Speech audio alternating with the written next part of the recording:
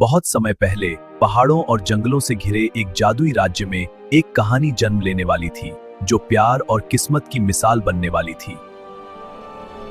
एक छोटा सा घर, दो प्यार करने वाले दिल, लेकिन एक अधूरी चाह, अपने बच्चे की मुस्कान।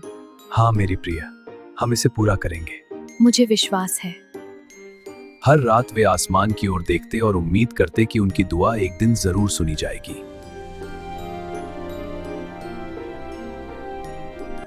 और आखिरकार खुशियों की खबर आई, जैसे जीवन में नया सूरज उगाया हो।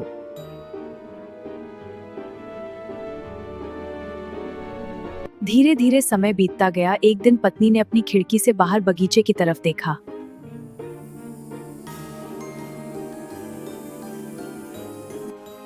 उस बगीचे में उगती थी जादुई जड़ी रेपुंजेल, जिसकी चमक किसी जादू से कम नहीं थी।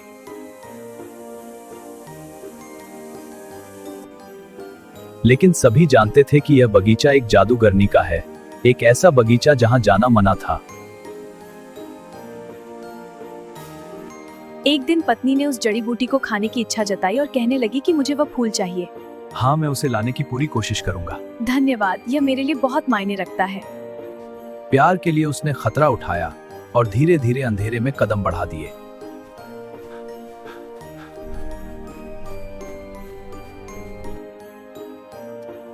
पत्नी ने फूलों के साथ वह जड़ी बूटी खाई, तभी उसके शरीर में एक जादुई लहर सी पैदा हो गई। अचानक अंधेरे से एक आवाज आई, कौन है वहां? जादूगरनी सामने थी। कौन है वहां? मैं तुम्हें देख रही हूं। डर लगता है ना? जादूगरनी ने कहा, तुम्हें इस चोरी की कीमत चुकानी होगी।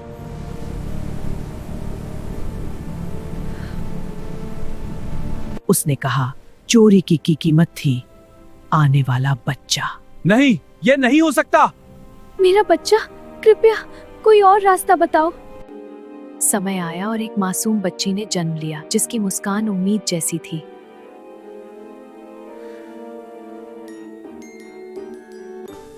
लेकिन खुशी पल भर की थी। जादूगरनी आई और उसे अब साथ ले गई। यह बच्चा अब मेरा है। अब यह अंधेरे में रहेगा। जंगल के बीच एक टॉवर, जहां दुनिया की नजरें नहीं पहुंचती थीं, जादूगरनी वहां उस बच्ची को ले गई। उसका नाम रपुंजल रखा गया। वह वहीं बड़ी हुई, सपनों के साथ, लेकिन अकेलेपन में।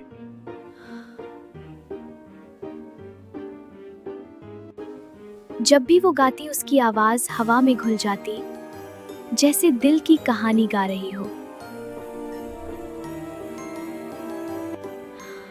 उसके लंबे खूबसूरत सुनहरे बाल उसकी कैद भी थे और उसकी ताकत भी।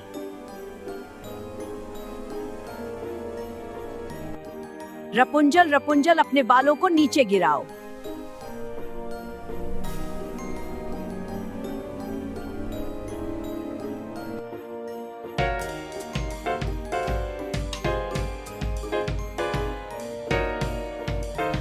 हर बार जादूगरनी उसे पुकारती और वही रास्ता बन जाता। उठो मेरे सुनहरे बाल, बनो मेरा रास्ता। एक दिन एक चोर राजा के सिपाहियों से बचता हुआ घने जंगल में भाग रहा था। तभी उसने इस टावर को देखा।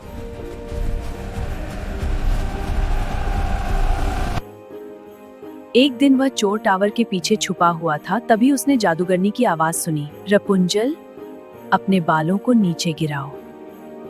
और रपुंजल अपने सुनहरे बालों को खिड़की से नीचे डालती है और जादूगरनी उसे पर चढ़ने लगते हैं।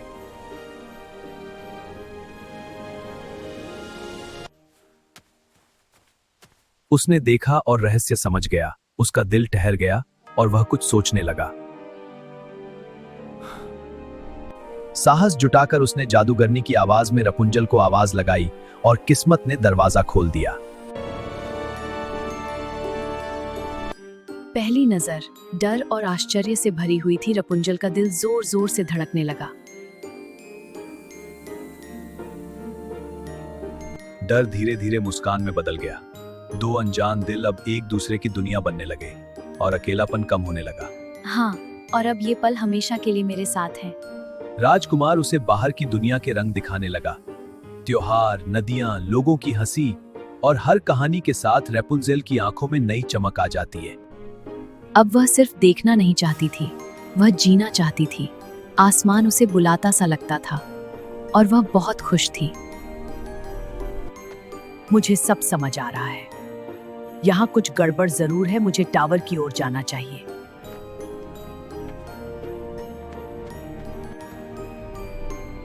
रपुंजल, अपने बालों को नीचे गिराओ।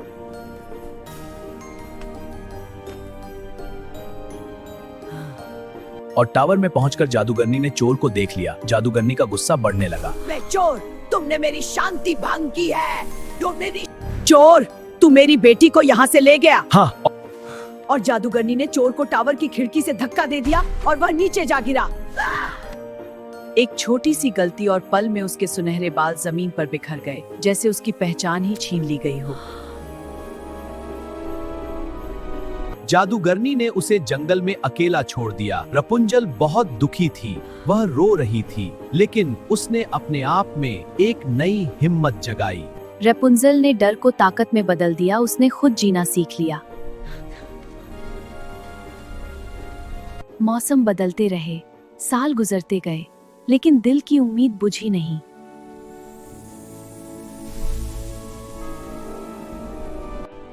किस्मत अपने रास्ते बना रही थी। दो अधूरी कहानियां फिर मिलने वाली थीं।